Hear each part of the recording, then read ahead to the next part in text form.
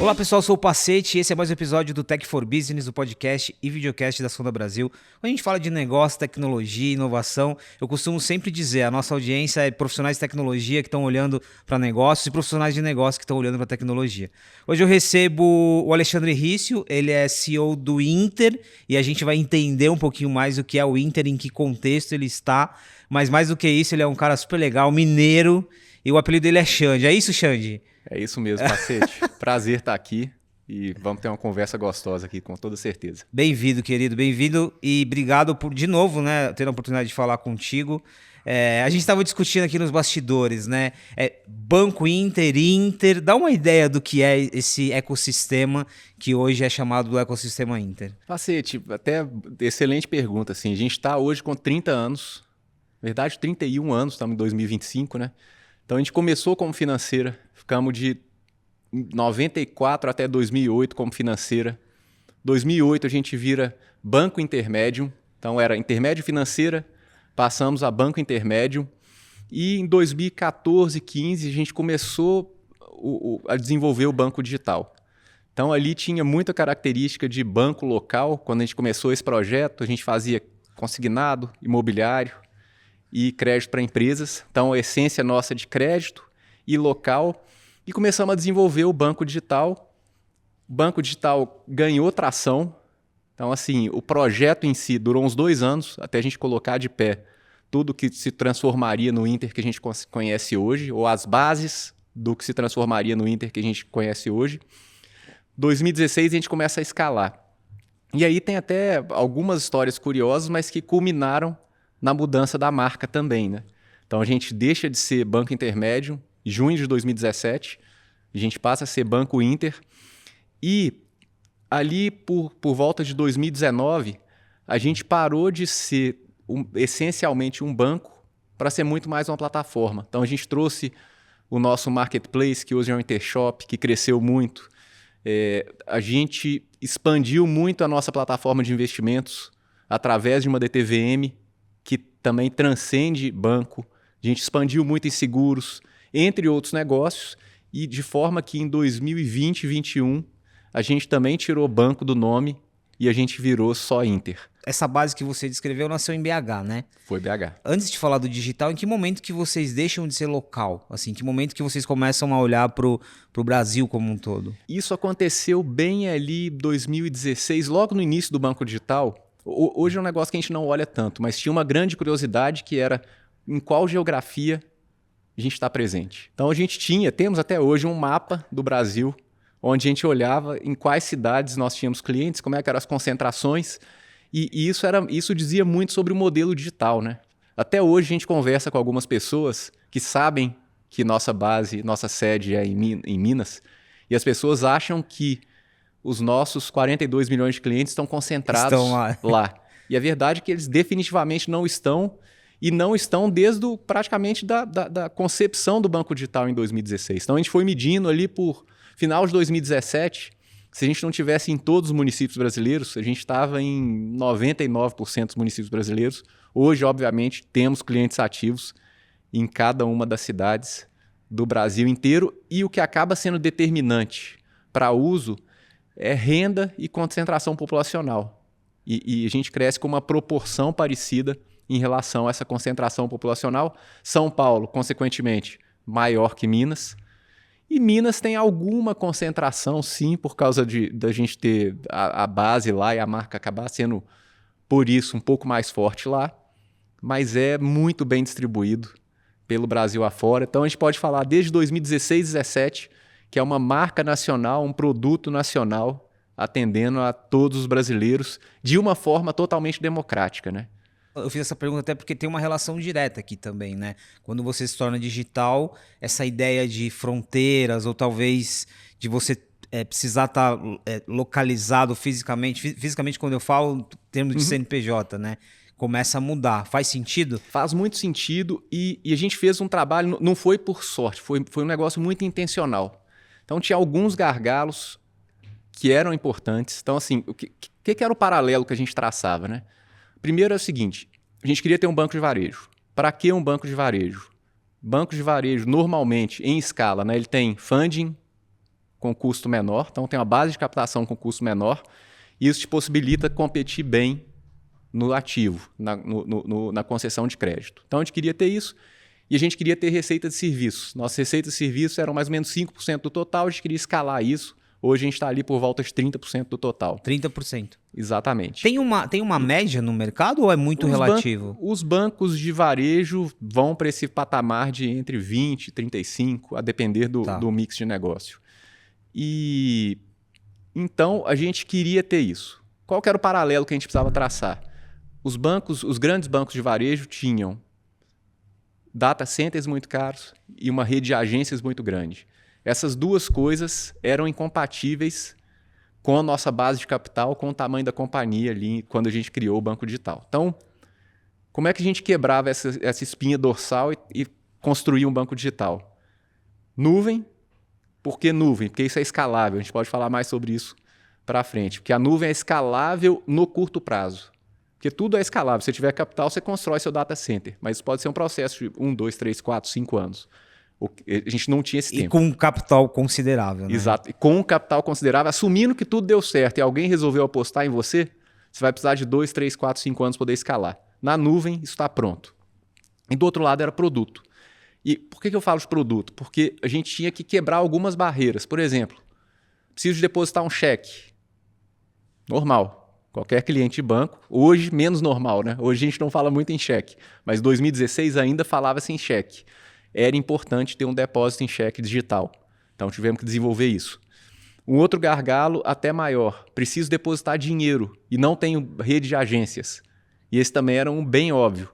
Então o Inter foi aqui pioneiro na inovação e criou o depósito por boleto. Não sei se você já usou, né? Mas esse negócio se tornou super popular, que é a pessoa vai no aplicativo, emite um boleto e paga em qualquer banco. Foi uma forma ali de você conseguir... lotérica. Era uma forma, de alguma forma inovadora, de usar uma infraestrutura existente, que era a infraestrutura de pagamento de boletos, para poder conseguir internalizar o dinheiro para dentro dos bancos digitais. Então isso foi criado lá no banco. E até essa criação ela é um pouco mais antiga. Tá? A gente criou ela, o João, que é nosso CEO global, ele criou essa lógica para investimentos ainda. Antes de ter o banco de varejo, antes de ter a conta digital, a gente tinha uma conta de investimentos. E aí o que a gente fazia? Eu era o cliente, antes de trabalhar no Inter, eu mandava um e-mail para a pessoa que me acompanhava nessa época ainda do Banco Intermédio e falava, me manda um boleto de R$5.000 para eu poder aplicar numa LCI. Ela me mandava um boleto, eu pagava o boleto, caía lá. Com essa lógica, a gente resolveu o problema do dinheiro. Então, resolvi cheque, resolvi dinheiro, precisava resolver pagamento de contas, transformar e digitalizar esse processo, cartão, por último, abertura de contas. Também é um problema que a gente resolveu entre 14 e 16, onde a gente trouxe um monte de tecnologia embarcada para poder fazer uma abertura de contas segura, e aí está resolvido, porque o cartão você manda para a casa do cliente. E isso elimina qualquer barreira de fronteira. Se eu matei isso, então deposito cheque, pago contas, consigo abrir minha conta, consigo depositar dinheiro, o que faltou? Não faltou nada. E aí, com esse produto pronto, e ele ficou completamente pronto, já com uma bandeira de cartões maior em maio de 2016, que foi quando a coisa escalou. Então, se a gente pensar em tecnologia, vou fazer meu MVP. Quando é que ficou pronto esse MVP? 2015, início de 2015, a gente começa a testar e ganhar atração. Maio de 2016, que até o dia 2 de maio, né, que a gente fala que é o 2 de maio, mineiro falando, a gente lançou o produto e a gente começa a escalar com outra escala. Assim. Aqui tem um ponto super interessante, até do ponto de vista de inovação, negócios. Vocês poderiam não ter feito nada disso, né? Acho que aqui tinha um olhar, né? Eu de fato, eu quero me tornar um banco digital, mas olha aqui os desafios que eu tenho.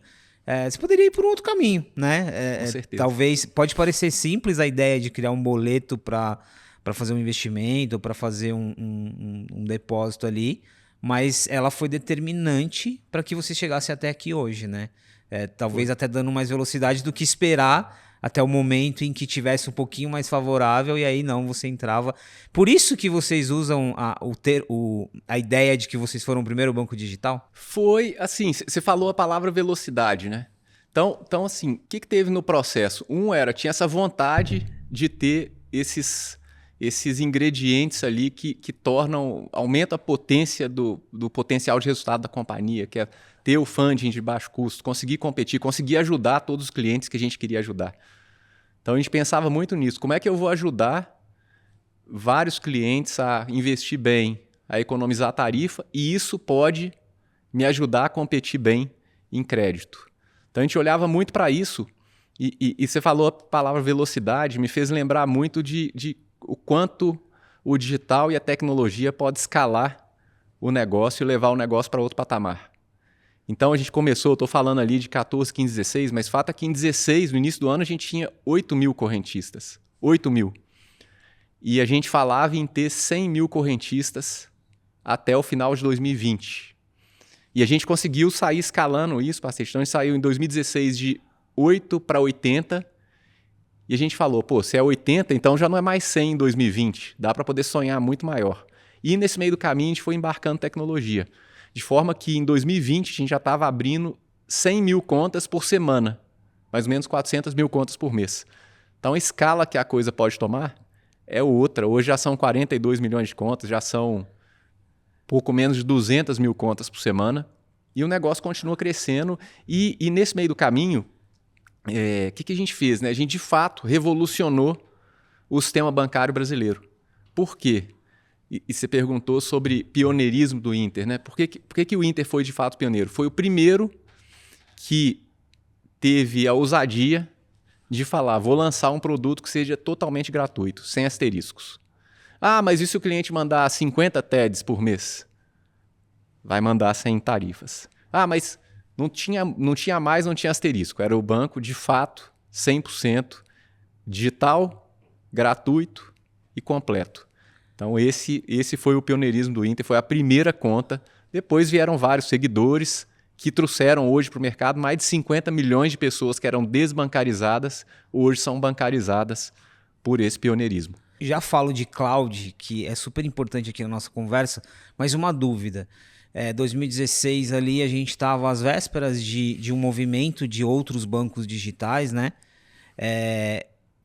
Quando você me conta aqui que a meta, na verdade, ela foi sendo superada, tem um pouquinho, talvez, aqui de uma demanda reprimida, né? Uma questão de bancarização. Qual foi o desafio entre você atender uma demanda reprimida, mas ao mesmo tempo educar o consumidor do ponto de vista de o que é esse banco digital, né?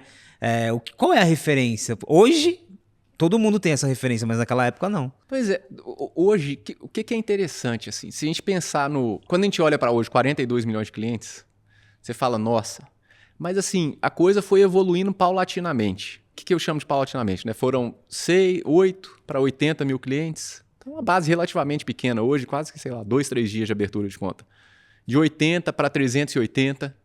Então começa o cliente a acreditar. Na hora que ele vê a proposta de valor, ele começa a acreditar e a coisa começa a ganhar mais escala. Aí de 380, no ano seguinte, a gente já terminou com 1 milhão, 400 e poucos mil clientes. E por que foi isso?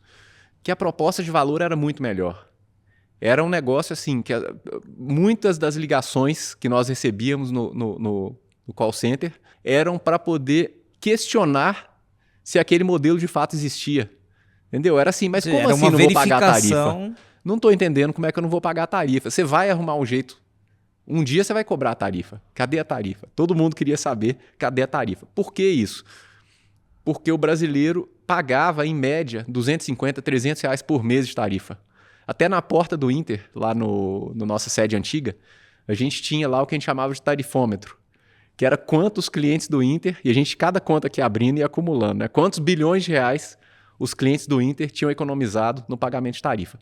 Então esse primeiro ponto de tarifa foi determinante, porque tinha ali uma proposta de valor mais simples, porque eu não precisava de sair de casa para poder fazer a abertura da minha conta, eu não corria o risco de ser negado. Isso hoje parece inconcebível, né? Como que alguém vai negar a abertura da minha conta? Não existe isso.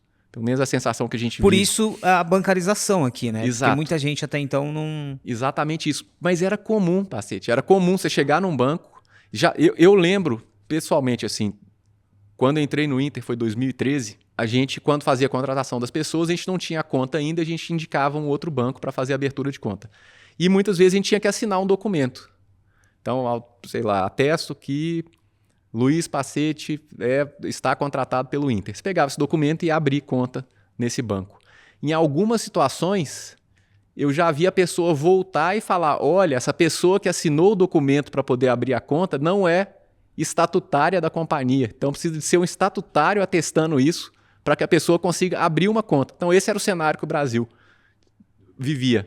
Então, uma vez que a gente quebra esse problema, que era um problema material. Nem todo mundo que abre conta pode abrir conta. Com uma proposta de valor que é tão melhor, e eu gosto de quebrar o tão melhor em zero tarifas e investimentos muito melhores. E são os investimentos muito melhores. A pessoa estava ali num CDB a 78%, 80% do CDI, com sorte, uma pessoa normal, e já ia para 100% do CDI, ia para uma LCI com 95% do CDI, 96% do CDI. Então, você falando de um produto que é um abismo, o quanto o produto era melhor. E isso acabou sendo um indutor, serviu até como marketing, né? Que se a gente olhar para trás, o nosso investimento em marketing ele era pequeno, bem pequeno em relação ao que a gente vê hoje. E aí o produto se vendia por si só, tem muito um efeito, boca a boca. Eu ia falar isso, tem um efeito aqui um pouco boca a boca, mas tem um lado interessante que você mencionou das taxas, que não necessariamente o consumidor ele tá preocupado muito com a questão, nossa, mas é digital? Mas está onde o dinheiro e tal? Ele estava olhando ali de fato, algo que gerava um valor para ele, né? Exato. E aí tem toda a credibilidade também de ser um banco, né? O Inter, desde o D0, a gente foi um banco, né? Desde 2008, a gente era um banco múltiplo, completo, regulado, Banco Central. E no lançamento do Banco Digital, sempre um banco. Então, a gente trouxe o elemento de credibilidade de ser regulado, de ter que seguir todas as normas do Banco Central. Isso é um negócio muito sério para a gente, é muito sério. Tem uma responsabilidade muito grande, está atendendo um número tão grande de clientes. E no fim, na hora que você atua com toda essa seriedade, com todas as normas, com tudo isso, com a auditoria, a gente tem hoje 4 reguladores parrudos. Então, tem não só Banco Central, tem o Banco Central, tem a CVM, tem a SEC lá nos Estados Unidos, tem a FINRA, entre outros. Isso tudo traz um arcabouço de normas que muitas pessoas acabam olhando como é muito custoso, e a gente acaba olhando o ângulo positivo. Na grande maioria dos casos aqui, você está tentando preservar e levar segurança para o cliente. É a forma que a gente olha. Então, a gente acaba gostando. Assim, tem mais normas, mais trabalho. Sim, mas na grande maioria dos casos, você está trazendo algo positivo para o seu cliente na forma de uma instituição mais segura, mais robusta. Agora tem quase uma dicotomia aqui. O nosso, eu vou chamar de ecossistema financeiro porque não são só os bancos, né? Mas o nosso ecossistema financeiro como um todo, ele é conhecido até internacionalmente por muita inovação, né? Ao mesmo tempo que a gente tem um rigor de regulação muito importante. Qual que é o ponto de equilíbrio? Porque eu acho que hoje fica um pouco claro quando você fala, né? Exatamente esse rigor de regulação que permite que eu consiga inovar aqui e por aí vai. Mas antes, qual que era o desafio? Quando você narra a questão da taxa, por exemplo, para você não repassar uma taxa ali para o consumidor, você tinha que se entender ali com o ecossistema como um todo. Como que é você atingir o ponto de equilíbrio entre lidar com a regulação, mas ao mesmo tempo conseguir ter a velocidade que vocês precisam? A gente viveu e ainda vivemos num país que tem um Banco Central promotor de competitividade entre as instituições. Então, assim, lá em 2016, talvez tenha sido... O primeiro movimento foi no Marco Legal dos Pagamentos, em 2012, e depois com a permissão, com a autorização de abertura de contas digitais lá em 2016. Teve uma resolução do Banco Central, que era a 4753, que permitiu as contas digitais. Foi a primeira, depois teve uma série de outros movimentos que permitiam isso. Então, tinha uma agenda de competitividade grande e E no Brasil tinha alguns outros ingredientes também que facilitaram ou tornaram necessário um investimento maior em tecnologia pelos bancos. Então, para dizer que, de um lado, você tinha um regulador propositivo que queria inovação. E é um inovador, é um regulador que olha muito para as proporcionalidades, toma as atitudes, ele deixa a coisa evoluir, depois ele volta e segura, cria normas. A gente tem visto várias normas agora para poder evitar proliferação de fraudes, muita coisa positiva vindo, mas de uma forma que ele observa o mercado, acelera, freia. Olha aí, comparando com outros reguladores de outros países e por aí vai, então vale destacar que isso nem sempre é assim. Nem sempre é assim, o Brasil está na frente. Acho que o Brasil está claramente na frente. E o Brasil teve alguns outros fatores também que ajudaram a ter esses bancos digitais mais desenvolvidos. Provavelmente o mercado global com maior número de instituições que operam com uma escala robusta em banco digital. E aqui a gente teve o Pix, que foi promovido pelo Banco Central, que mudou completamente como o mercado se comporta, internalizou um monte de dinheiro, né? A gente não imagina isso, mas olha só, tem um número que eu gosto de falar que ele é o seguinte: em 2017, 2018, a cada cliente ativo, na verdade a gente tinha meio saque por cliente ativo, saque em dinheiro no banco 24 horas. Ou seja, um saque a cada 2 clientes.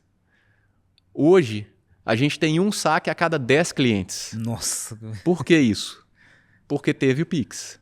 Então a pessoa se resolve de forma totalmente digital. Então, mais uma vez, regulador propositivo. E agora, tem desafios. Então, tem um desafio do Brasil, que é a taxa de juros alta. O que muda com a taxa de juros alta? Um dia conta, em termos de rentabilidade, fazer a aplicação do seu dinheiro. Então, tem esse fluxo muito grande, um fluxo muito preciso de dinheiro do ponto A ao ponto B. O Pix leva isso para o extremo, que você sai de 24/7, você sai de uma instituição, chega na outra e já consegue fazer a sua aplicação. Mas isso daí, historicamente, até se a gente voltar lá para 99, quando foi constituído o SPB, que é o Sistema de Pagamentos Brasileiro, agora é o SPI, que é instantâneo, né? Então isso aí trouxe velocidade para o sistema. Agora, é um sistema também com muita fraude, né? Então o Brasil é uma das regiões com recorde de fraudes. Isso também faz com que as instituições tenham que estar sempre na frente, sempre investindo, sempre trazendo tecnologia nova para poder garantir contas seguras para os clientes. Essa velocidade, a ideia de escalar, ela escala tudo, né? Ela escala a conveniência, tudo. Mas ela escala também o desafio dos dois lados. Mas é interessante o quanto que ficou dinâmico, né? E olha como os intervalos vão diminuindo, né? Se você tem Pix, a gente está falando de 2020, finalzinho. 2020, um período de 5 anos. A margem ali entre uma revolução, entre aspas, e outra, ela vai diminuindo. Vamos falar sobre o ponto aqui de cloud, data center, porque isso é fundamental, até porque a vida que a gente tem hoje, em 2025, ela depende muito disso, né? Se hoje a gente tem uma plataforma, a gente tem plataformas de delivery, a gente tem plataformas de mobilidade, a gente tem serviços de streaming, isso está relacionado pelo fato de que você tem uma tecnologia que tira, de certa forma, a necessidade de se investir em prédio, em data center e por aí vai. Isso mudou, né? Conforme vocês vão escalando e crescendo, você teve, de alguma maneira, ter que investir parte ali nessa estrutura. Não, você consegue fazer 100% em cloud. Vale lembrar hoje que, se você olhar para os bancos brasileiros, você tem muito essa combinação, né? Você tem cloud e multi-cloud, você tem data center, mas no caso de vocês, como que foi? 99% cloud. Tem um hardware ou outro que você é obrigado a ter para certas aplicações, eventualmente para poder fazer controle de fluxo de dados. E aí, para a segurança, eventualmente você precisa de ter uma presença em algum data center, normalmente em algum data center terceirizado. Você faz uma parceria e mantém ali a sua infraestrutura mínima necessária nesse data center. Mas pensando em Inter... Então você não precisou construir um prédio... Nós não construímos e foi um fator que viabilizou mesmo o negócio. Eu lembro assim, em A gente foi, o que marcou assim, a virada do Inter indo para a nuvem foi em 2018, fevereiro de 2018. E como que aconteceu o processo? A gente tinha 2 data centers em Belo Horizonte, ficava mais ou menos 200 metros um do outro. E aí você tinha todo aquele controle que não é gerador de valor para o negócio. Né? Eu lembro, recebendo ligação sábado à tarde que o data center alagou porque estragou o ar-condicionado e aquela confusão, resolve, tomba de operação Não é só de um um data investimento de construir, tem um investimento de manutenção que é... Tem todo aquele conceito que o pessoal fala, né, que é o TCO, que é o Total Cost of Ownership, que é o custo total de ter. Na hora que você tem o data center, você precisa de segurança para poder manter o data center, manutenção do ar-condicionado, manutenção do data center em si, planejamento das trocas do sistema e obsolescência.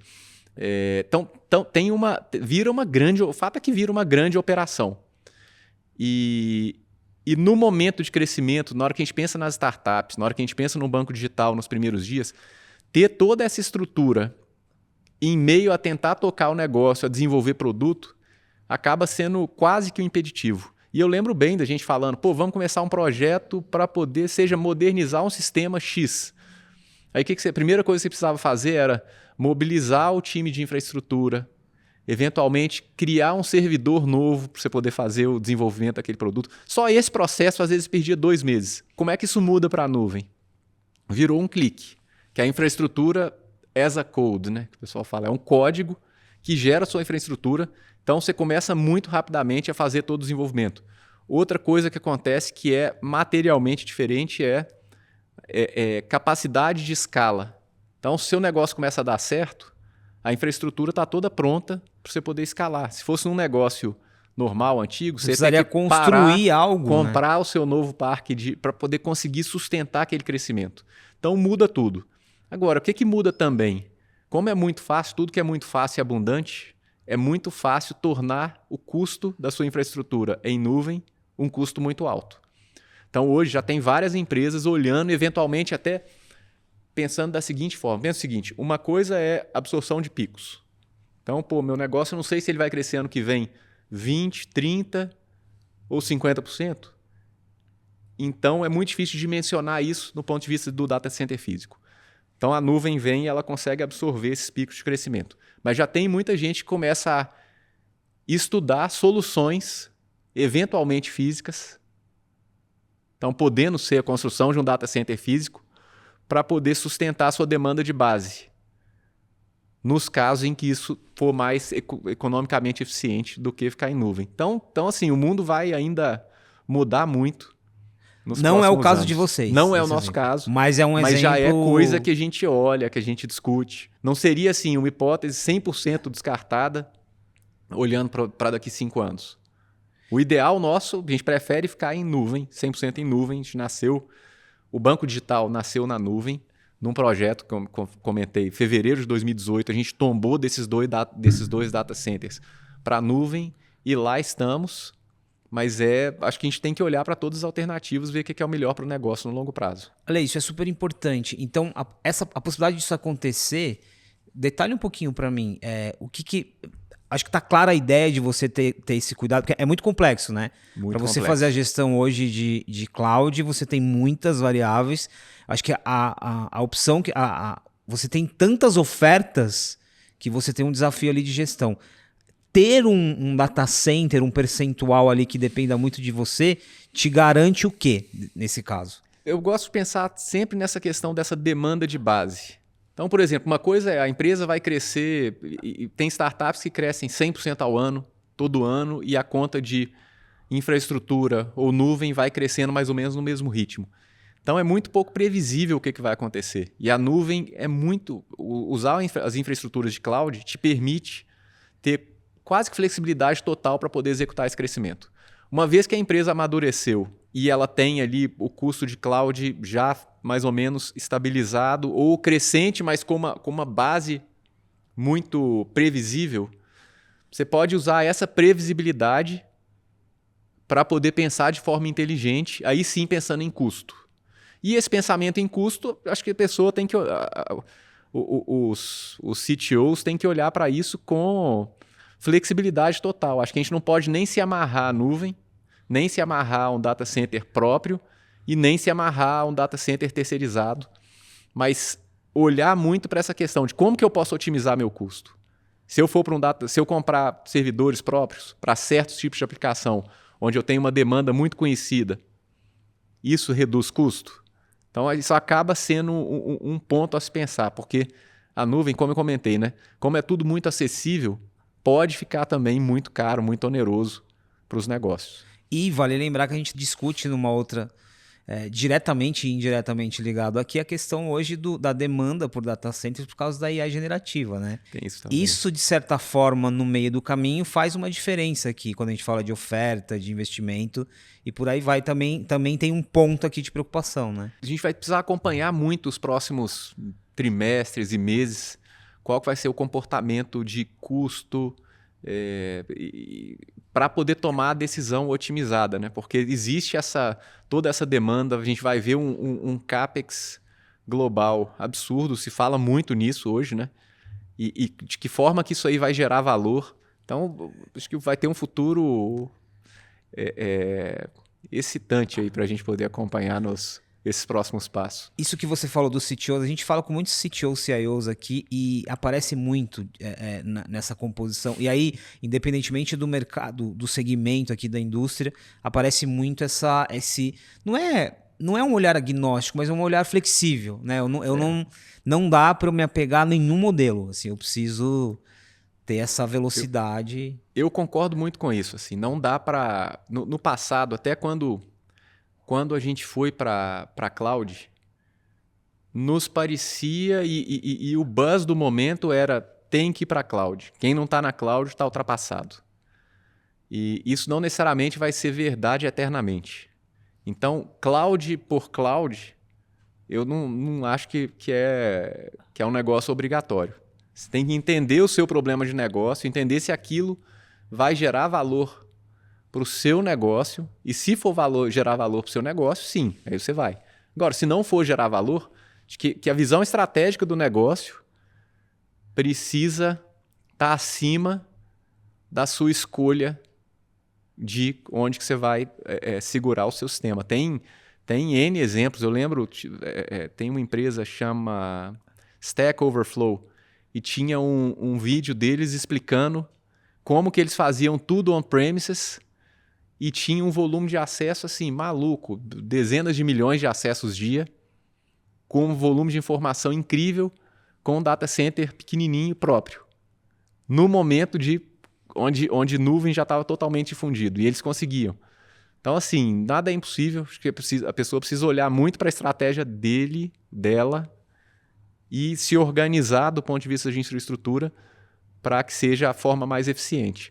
Hoje, a solução mais comumente mais usada e que permite mais escalabilidade, mais crescimento, mais criatividade no curto prazo é cloud.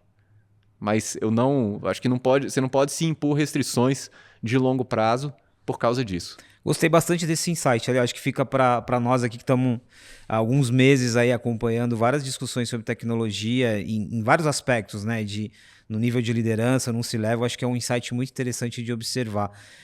Vamos, para fechar essa segunda parte, você ali nos bastidores, você mencionou vários números aqui, mas ali nos bastidores você mencionou um número que, para quem é leigo de uma operação financeira, ele parece um pouco assustador. Hoje, quantas contas são abertas na plataforma de vocês por dia? Por volta de 40 mil contas. 40 mil contas. Para mim, que estou fora desse ecossistema, me parece um número bastante relevante. Conta um pouquinho da anatomia. Quando você fala de abrir uma conta, né, a gente está falando aqui de 40 mil. O que está por trás? Assim, o que você tem ali em termos de validações, de processos? Pacete, a base de toda abertura de contas, ela parte vamos chamar assim, de algumas normas. São normas que têm ficado mais flexíveis ao longo do tempo, mas que garantam a identificação própria do correntista. E aí isso passa por fotografia, documento ou não. Eventualmente a gente não precisa do documento, que a gente consegue fazer outras validações, que são muitas vezes mais fortes do que o documento. Toda análise cadastral e acaba a gente acaba usando, para poder fazer essa validação nessas 40 mil aberturas de conta, uma cesta muito grande de dados e informações. A primeira coleta, ela é uma coleta que vem do cliente. Então, ele preenche todas as suas informações, manda foto e todas as informações requisitadas nesse fluxo de abertura. E por trás, a gente tem centenas de fontes de dados que vão fazer as certificações. Então, passando desde verificação biométrica, que hoje tem um peso importante na abertura. Então, muitas vezes, eu tenho uma validação biométrica tão forte que ela quase que eliminaria a necessidade de todo o resto. Só que você não pode ter toda a sua fonte de confiança em um ponto de dados só. Mas digamos que nesse processo ela é a espinha dorsal aqui, né? Ela é muito importante. Ela deriva, por exemplo, uma necessidade ou não do uso de um documento físico. Então, hoje, tem muitas contas que são abertas sem necessidade de envio de um documento. Que a gente já consegue, usando a biometria, usando os outros dados, chegar numa base que já confirma a questão de documento. Isso influencia no tempo de... Isso influencia no tempo. Então, assim, se eu faço uma abertura, vamos chamar assim, de limpinha, onde todos os dados, tudo funcionou, todas essas centenas de fontes de dados bateram e confirmaram que aquele cliente, ele mesmo, está tudo certinho, você tem uma conta que é aberta em segundos. E você tem casos em que pode durar até dias, onde você vai precisar de fazer mais certificações, pedir para o cliente um volume de informações maior, eventualmente trazer ali aí sim o documento. No processo tradicional, o documento era essencial para todas as aberturas. Ou seja, então, enfim, isso tudo e você vai tinha que sair de evoluindo. casa para fazer tudo isso, né? No início, você tinha que sair de casa e ir presencialmente, o que eu sempre gosto de falar, não evitava fraudes. Então, já existia falsidade ideológica na agência. E, por exemplo, que é um dos riscos que você tenta mitigar no processo de abertura de conta. E Pacete, que legal também, né? Esse processo evoluiu muito. Se a gente pegar, a gente está em 2025. Até 2024, praticamente 100% das instituições demandavam a fotografia de um documento para poder fazer a abertura de contas. Isso hoje, a maioria já não demanda necessariamente o envio de um documento para poder fazer a abertura de contas. Preenchimento de informações, você vai aumentando ou diminuindo o requisito de acordo com a evolução para poder fazer essas verificações. Hoje, a demanda já é menor do que ela era lá atrás. Então, cada dia vem uma inovação nova, vem uma informação nova e o processo vai se modernizando, tanto para o bem quanto para o mal. Porque às vezes você descobre uma coisa e você simplifica o processo para o cliente. Depois você descobre que essa simplificação pode ter aumentado o índice de fraude que era de 0,001 para 0,05. E isso é muito, né? 0,01 para 0,05, às vezes aumentou em 5 vezes, apesar de ainda ser nominalmente pequeno. Aí você precisa de apertar um pouco mais o processo. Mas é um caso clássico de tecnologia servindo a população, servindo o cliente. Olha, uma curiosidade aqui, dentro desse processo, num processo de abertura de conta, você tem muitos parceiros de tecnologia, né? Então, por exemplo, a tecnologia de biometria, ela não foi você que desenvolveu, né? Não. Você tem um parceiro para isso. A gente até tem um modelo próprio, mas a gente tem hoje uns 4, 5 modelos diferentes. E tem que ser um processo muito cuidadoso, porque, como você falou, conforme a tecnologia avança, você precisa ter essa resposta, porque isso impacta em experiência, certo, impacta no seu volume de abertura e por aí vai. Então, é muito... Assim, quase que diariamente você tem que estar acompanhando essa evolução. É um organismo muito vivo, né? É muito vivo, toda hora tem alguma mudança, cada pequeno ajuste que você faz, tanto no processo de abertura, quanto no processo também de primeiro acesso à conta, conta muito. Então, tem um ponto que a gente fala muito, que é o funil de abertura de contas, né? Então, quantas pessoas começam o processo, até quantas pessoas saem no processo de abertura. E o nosso objetivo é que ele não seja um funil, que ele fosse um cilindro. Todo mundo que saísse com uma conta aberta, seria o movimento ideal. E aí, para poder fazer a gestão desse funil, a gente vai entendendo cada fricção, cada coisa que vai atrapalhando o cliente nesse fluxo de abertura, para poder conseguir acelerar, para poder conseguir funcionar um processo cada vez mais fluido. E passa por tudo, mas assim, no fim, é um processo de melhoria contínua. Então não tem grande segredo, né, tem ter uma tecnologia melhor ou não, mas passa por gestão. Então eu falo que no fim das contas tudo passa por gestão, que é entender o funil, entender a causa raiz, por que tem gente parando no processo A, B ou C. Entendido isso, como é que eu mitigo? Então você pega um caso muito comum, né? A gente tinha, pra você ter uma ideia, a nossa ativação de conta no primeiro mês, ela rodava ao redor de 30%. Hoje isso há uns 3 anos atrás. Hoje ela roda entre 50% e 55%. Aí você fala, pô, mas por que isso? Então, para você ter um dos fatores, né? Não é o único, são vários, mas só para te dar um exemplo. A gente fazia abertura de conta, ok, o cliente recebia o e-mail com a aprovação e o número de conta. Só que o cliente não tem o hábito de olhar o e-mail. Então, essa geração nova, por exemplo, ela não olha e-mail todo dia, às vezes não olha e-mail nunca. Então, o cliente não lembrava que tinha feito a abertura de conta.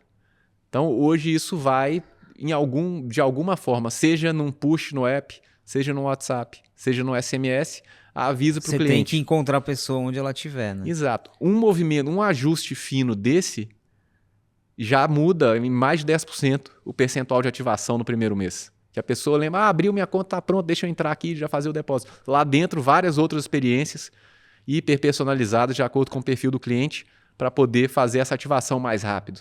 Sabe uma coisa interessante? Talvez aqui, e eu acho que até olhando para a tua trajetória, eu não sei se você imaginou isso, né? Mas o teu repertório hoje é interessante. Eu estou conversando aqui com o CEO de um ecossistema que, entre outras coisas, também tem um banco, mas o teu repertório ele é sim de negócios, ele é de finanças e tal, mas ele é muito de tecnologia, né? Isso é interessante e é muito natural, assim, se eu não falo de tecnologia, não tem como eu falar de CAPEX e por aí vai, é interessante isso. No meu caso, assim, eu geri a área de tecnologia, você já operações, finanças, e antes disso também eu sempre gostei muito de tecnologia, desde novinho, eu ficava desmontando o computador em casa, estragava o computador, tinha que aprender a consertar o computador, e no fim, eu falo que sempre resolvendo problema, né? O problema vai mudando de natureza, mas a gente não deixa de ser resolvedor de problema a hora nenhuma. Você vê isso nos seus pares também? Talvez aqueles que não tiveram uma origem na tecnologia, mas que hoje, praticamente, se a gente olhar, né, para as grandes instituições aqui, se você conversa com o CEO, ele vai falar sobre tecnologia em um percentual importante da conversa. Você percebe isso? Né? Isso acaba estando dentro da essência dessas empresas. Então, a tecnologia está no centro de tudo e acaba sendo difícil para um gestor tocar um negócio em alto nível se ele não tiver uma conexão com tecnologia. Então, de repente vai ser em outro negócio, mas num negócio com essência digital, ter um DNA digital, pensar digital é diferente. Muito bom, Ale. É isso, obrigado. A gente tem que marcar uma segunda conversa, porque tem tantas outras coisas legais aqui para falar, mas acho que foi uma aula aqui de muitos aspectos. Eu gostei muito dessa ideia de que nem todo o caminho, quando a gente fala de tecnologia, ele é óbvio, né? Não, totalmente cloud. Não, pode ser que mude. Então, isso e hoje, assim, eu estou muito feliz porque hoje a inteligência artificial generativa, ela quase não tomou conta da nossa conversa. Geralmente ela faz um monopólio, mas é interessante, porque nesse momento que a gente fala muito de IA, a gente acaba achando que tem só um caminho, quando na verdade a gente está preparado para várias coisas. Obrigado, querido. Eu que agradeço e legal mesmo. A gente não falou de GenAI, né? Tem que falar, o dia tem que marcar aqui, um bate-papo só sobre isso. Mas a única coisa que eu ia deixar sobre isso também é o seguinte, a GenAI vai mudar o mundo e vai mudar o mundo para tudo, né? Então a gente tem que estar pronto e o jeito mais fácil é incorporar ela na nossa vida cotidiana.